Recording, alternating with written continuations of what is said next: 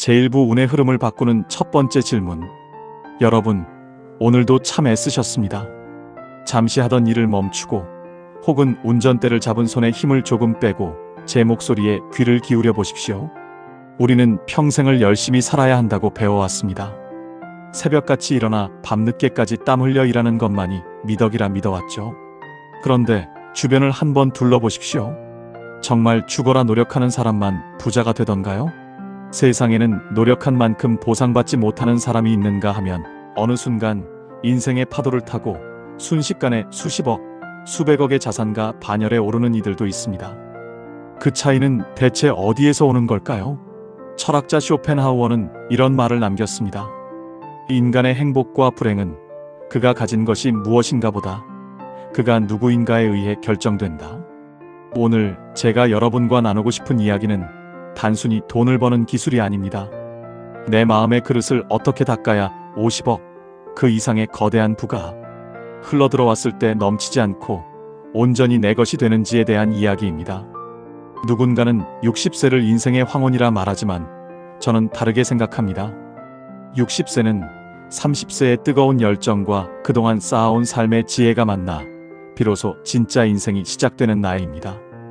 부자가 되기 위해 가장 먼저 배워야 할 기술은 아이러니하게도 혼자 있는 법입니다.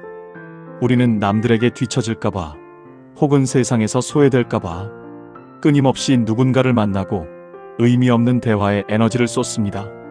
하지만 보십시오. 조선의 거상들도 현대의 자산가들도 결정적인 순간에는 늘 혼자였습니다. 시장의 소음 속에 섞여 있을 때는 절대 보이지 않던 돈의 흐름이 혼자만의 고요한 시간 속으로 들어갔을 때 비로소 선명하게 보이기 때문입니다. 쇼펜하우어는 고독을 가리켜 지혜로운 자의 안식처라고 했습니다. 남들이 인간관계의 피로함에 허덕일 때 여러분은 그 에너지를 아껴 내면을 채우는데 쓰셔야 합니다. 나는 이제 고생을 끝내고 품격 있는 부자로 살겠다. 이 마음가짐 하나가 여러분의 잠재의식을 깨웁니다. 큰 돈은 고요를 타고 옵니다. 남들의 시끄러운 간섭에서 벗어나 오직 여러분 자신의 목소리에 집중하십시오. 당신은 이미 부자가 될 충분한 자격을 갖추고 있습니다.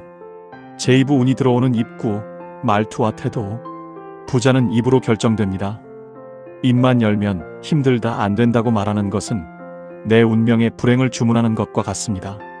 성공한 자산가들은 실패했다는 말 대신 공부하는 중이다라고 말합니다. 50억이라는 큰 자산을 목표로 하신다면 오늘부터 여러분의 사전에서 어차피 나 같은 게라는 단어를 삭제하십시오. 그 대신 나는 이미 부자의 길 위에 있다. 필요한 운이 지금 나에게 오고 있다고 선포하십시오. 이것은 내 무의식에게 부자가 될 준비가 되었음을 알리는 신호입니다. 말투만큼 중요한 것이 태도입니다. 부의 기운은 단정하고 정돈된 곳을 좋아합니다.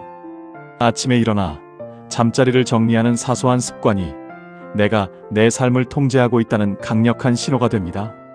동양 철학에서 말하는 격을 높이십시오. 자세를 바로잡고 타인을 존중하며 당신이 이미 50억 자산가인 것처럼 행동하십시오. 부자가 된 척하는 것이 아니라 부자의 태도를 내 몸에 익히는 것입니다.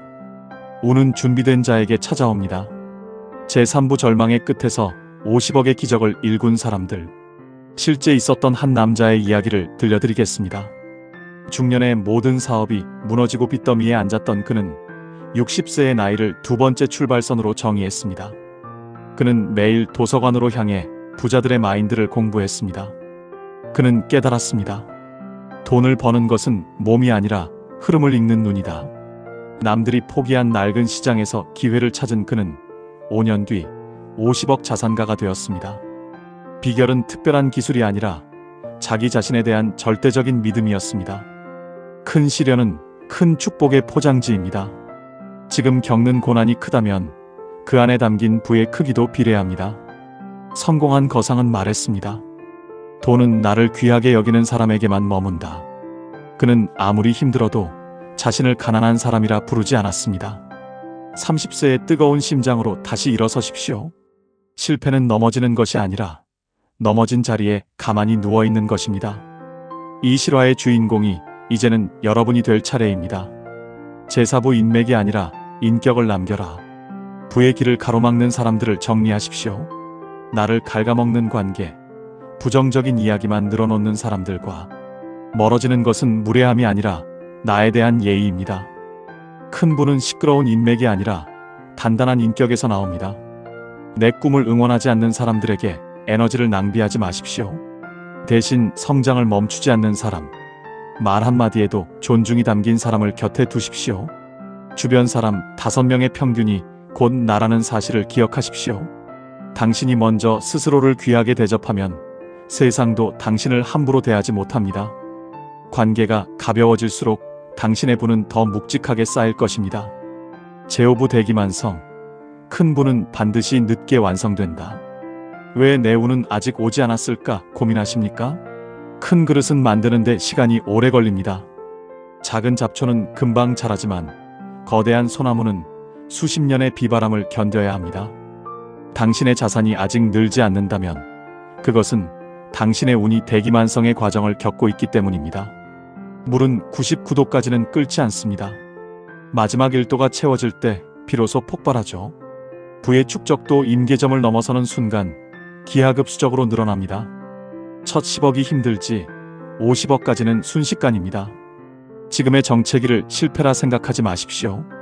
당신은 지금 99도까지 온도를 높이고 있는 중입니다. 조급함을 버리고 여유를 가지십시오. 운의 흐름은 한번 바뀌면 무서운 속도로 당신에게 달려옵니다.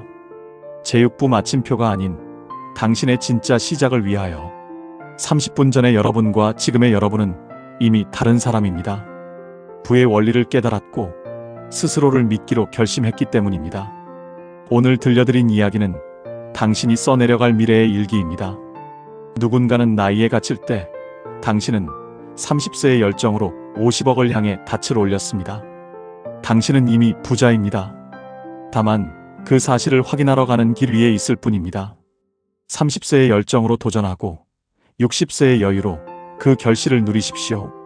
50억이라는 숫자가 당신의 인생에 찍히는 그날, 오늘 이 시간을 떠올리며 미소 지으시길 바랍니다. 당신의 찬란한 인생 이막을 진심으로 축복합니다. 구독과 좋아요로 이 여정을 함께 해주세요. 감사합니다.